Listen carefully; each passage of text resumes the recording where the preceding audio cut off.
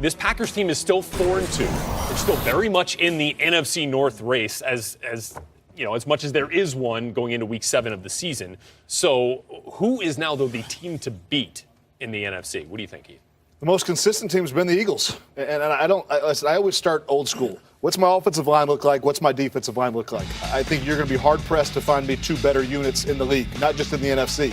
I know what Seattle's defensive line looks like. I also know what their offensive line looks like. And so that's what leads me to put the Eagles in my number one spot in the NFC right now. They have a quarterback that his mobility breaks, defensive line like Seattle has to offer. He breaks those type teams back. And then Fletcher Cox. Where do I even go? Bradham last. Listen, on Thursday night, Bradham on defense, where'd he come from? He was hitting everything that moves. These two safeties that do not get enough credit. McLeod got hurt earlier in the year. There were some things that kind of went wrong. But between Malcolm and McLeod, the things that they can do defensively because of the mental monsters and the physical monsters they are, this defense is special. Athletic linebackers. And then, we get LeGarrette Blount. You got some wide receivers that are making plays. And Aguilar, is coming out of nowhere doing things that, this team is very scary in a lot of ways when you try to measure how can a team beat you when it matters in December and January football. QB's not bad either. I love that. If they get Ronald Darby back? Carson Wentz, potential. Fletcher Cox, great player nobody really knows about, but terrific player. In the aftermath, yeah. Russell Wilson, Earl Thomas, Richard Sherman, Pete Carroll, champions. That team knows exactly how to turn it up and turn it on. They have not wowed anybody yet. They added Sheldon Richardson, who we saw against the Rams. To play well last starting week. to make a pretty big impact.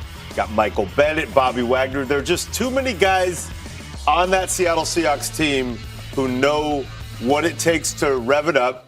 Aaron Rodgers now presumably not around to give them, I think, their best threat. And, I just believe they still have unfinished business. They were 2 feet away from back-to-back championships. They've hung around. Earl Thomas injury derailed them last year. I think the Seahawks are the team to beat. I like Seattle as well, but I'm going to go a little off the grid. The Los Angeles Rams are a team. A guy called me crazy, but we've got to keep an eye on them. Crazy. You talked You're about, crazy. No. I'm not saying, okay, they may not come completely out of it and go to the Super Bowl.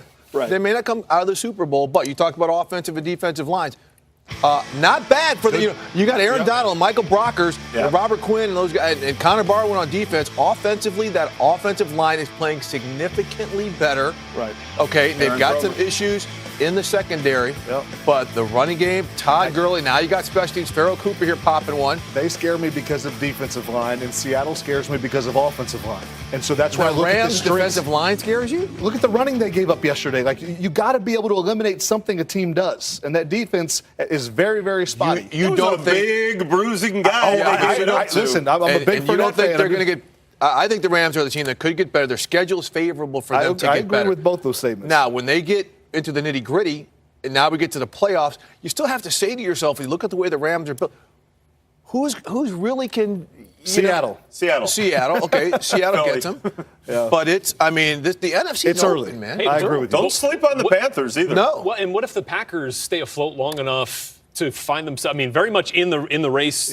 Come week 16, 17 in this NFC North. And throwing shoulder. It was 6-7 weeks last time with Aaron. That was the left shoulder throwing shoulder. I would assume would be very different. I'm not going to count him out just yet. yet. You get in the playoffs and you got Aaron Rodgers. You always got a chance. And we've got NFL Network insider Ian Rappaport joining the Aftermath once again here to talk about a couple more injuries. Let's start with another team there in the NFC North, the Detroit Lions, who saw Golden Tate leave that loss to the Saints early.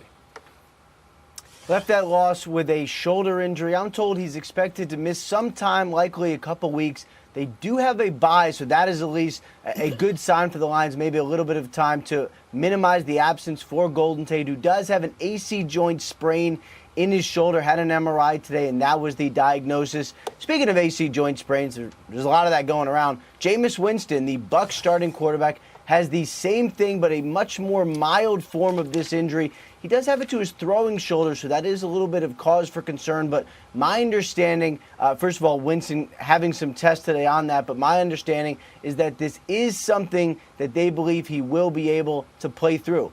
Speaking of AC joint sprains, again, Trevor Siemian has the same injury except not on his throwing shoulder. on his non-throwing shoulder. Had that injury yesterday after diving. Actually, you're seeing it right here, diving, trying to prevent a touchdown. This is another one, according to Vance Joseph. They believe he is going to be okay. Had a positive result on the MRI. Not the same for Emmanuel Sanders, though. His receiver has an ankle sprain, going to be out this week against the Chargers and maybe another week after that. Yeah, Siemian dealt with an injury to his non-throwing shoulder last year as well, so we'll see how he's able to deal with that moving forward. This one's not as bad. Not as bad. Okay, well, good to know. Thanks very much, Ian. Appreciate your insight there. And when we come back here on the